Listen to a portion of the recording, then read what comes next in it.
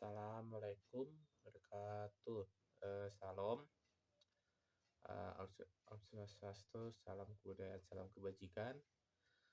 Maaf, sebelum kita melanjutkan presentasi kali ini, perkenalkan. Nama saya Firman Armas Mamora, dengan NIM 2209910, kelas Fisika C, murni. Ya, kali ini yang terakhir yaitu eksperimen fisika modern yang berjudul adalah efek fotolistrik yang kedua. Yang kedua, Planck constant application. Kita lanjut, apa sih yang dibawakan oleh si eksperimen efek fotolistrik ini? Efek fotolistrik yang kedua. Eksperimen fotolistrik adalah inti dari mekanika kuantum awal dan penjelasan yang tepat membuat Einstein memenangkan hadiah Nobel. Ya, pada waktu itu Einstein mendapatkan hadiah Nobel. Henry Hertz membantu mengkonfirmasi salah satu penemuan ilmiah besar dalam fisika klasik.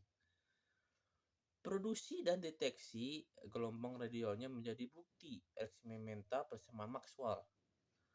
Penemuannya yang lain membantu menggulingkan pandangan klasik tentang kita tentang dunia.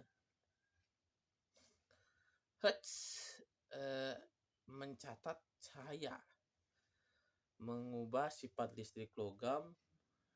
Jadi si eksperimen ini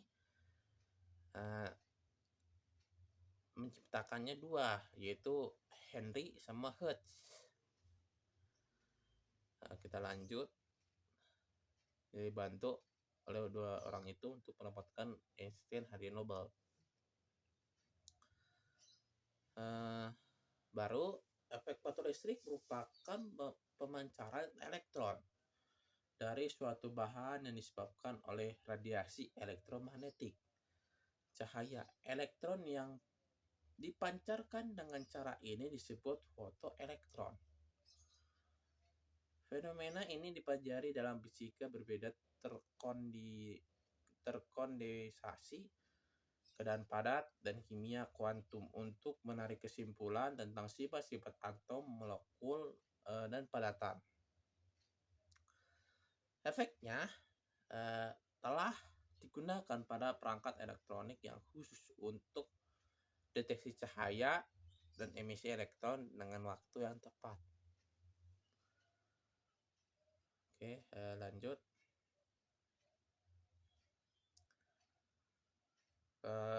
Meskipun fotoemisi yang dapat terjadi dari bahan apapun, fotoemisi paling mudah diamati dari logam dan konduktor lainnya. Hal ini karena proses tersebut menghasilkan ketidakseimbangan muatan yang jika tidak dinetralkan oleh aliran arus akan mengakibatkan peningkatan potensi penghalang hingga emisi benar-benar berhenti, ya, benar-benar berhenti.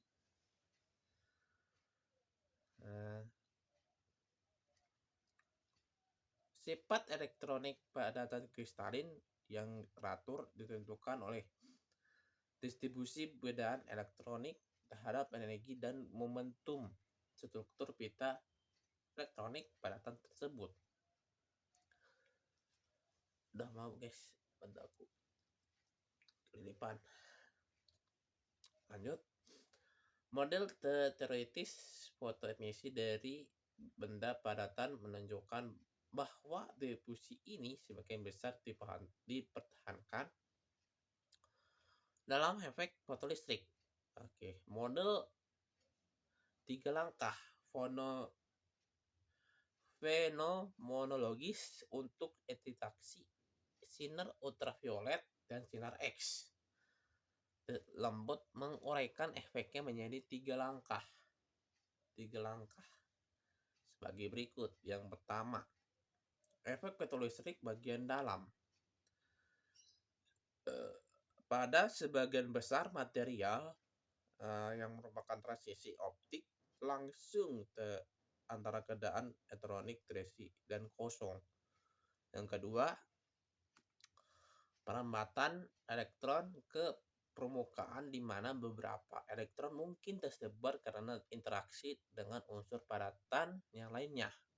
Ketiga, elektron keluar melalui penghalang permukaan ke keadaan vakum seperti elektron bebas. Pada langkah ini, elektron kehilangan energi besar fungsi kerja permukaan dan mengalami kehilangan momentum dan arah tegak lurus permukaan. Ya, sisanya kalian bisa cari sendiri ya guys, para mahasiswa. Itu saya bacakan yang garis besarnya aja. Lanjut.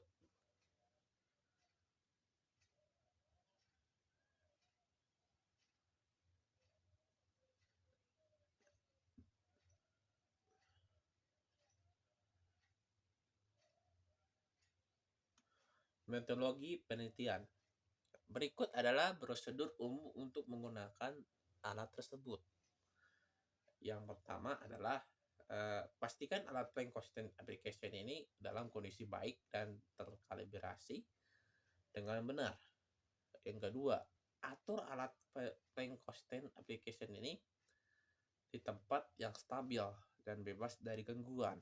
Yang ketiga, mulailah dengan mengatur frekuensi cahaya yang dihasilkan oleh sumber cahaya. Hal ini dapat dilakukan dengan mengubah panjang gelombang atau frekuensi yang masuk foto detektor. Yang keempat, catat nilai arus dan tegangan yang terbaca pada alat sama efek fotoelektrik yang terjadi. Aduh.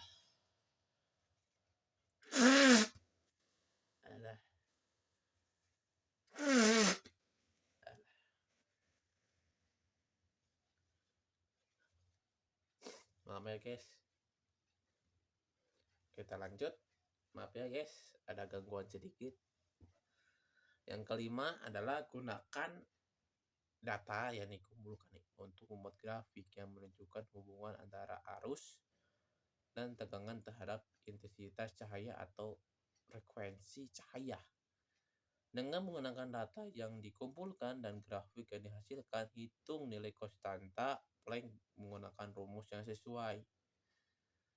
Hal ini memungkinkan menempatkan analisis regressi linear atau metode lainnya tergantung pada jenis data yang diperoleh. Lakukan penyesuaian atau perbaikan jika diperlukan, seperti pengulangan percobaan dengan pengaturan yang berbeda atau melakukan perbaikan yang pada alat. Yang terakhir, siapkan laporan yang mencakup semua aspek percobaan termasuk prosedur data, analisis, dan kesimpulan. Itu ada 8 percobaan. Dan kalian mengerti, dibaca-baca lagi. Lanjut. Alat dan bahannya. Alatnya yang pertama adalah efek fotoelektrik, Planck constant application. Yang kedua adalah voltmeter 0 sampai 5 volt. Yang ketiga, mikroampermeter. Yang keempat, kapal penghubung. Saya akan jelaskan si gambaran alatnya. Kita akan mengukur tegangan cahaya dari tutupnya tabung ya. Itu tabung ini kayak apa bersegi gitu, ditutup. kita lihat diputar-putar untuk mencarikan floatnya kan, arusnya, mencari sampai kalian inginkan. Biasanya sih biasanya dipanaskan dulu atau mesinnya pas percobaan kalian bisa mengambil yang ditentukan, atau saya tuh kalau nggak salah ngambilnya 10 eh, 10 kali percobaan. Oke. Hmm, kalian jangan sampai salah mengambil data. Kalau salah diulangin lagi. eh, Jagalah alat tersebut jangan sampai eh, rusak. Panasin dulu. Kalau saya eh, kalau yang lainnya ya terserah. Saya tidak tidak mewajibkan ya, itu dari pilihan saya sendiri. Oke, dari saya sekian. Apabila ada kesalahan selama saya presentasi membuat video ini, dari salah kata atau perbuatan selama video ini berlangsung, saya minta maaf. Dari saya untuk eksperimen kali ini yang terakhir. Eksperimen fisika modern efek fotostik yang kedua. Ya kemarin kan ke satu, ini yang kedua dan terakhir. Rank constant application kita awali dengan kemarin itu yang ke-6. Kemudian kalian mengerti dari 6 sampai sekarang.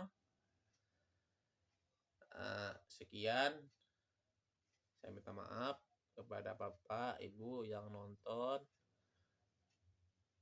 yang Ibu dosen, Ibu guru, Bapak guru, Bapak dosen yang saya cintai maksudnya, dan para mahasiswa yang saya sayangi seluruh Indonesia. Mudah-mudahan kalian bisa mengerti saya jelasin dari awal sampai sekarang ya, awal 6 sekarang yang kali ini. Dari saya jelasin utama aktivitas yang kedua itu apa sampai detik ini. Sekian dan terima kasih. Wassalamualaikum wabarakatuh. Salam, salam kebajikan. Terima kasih guys.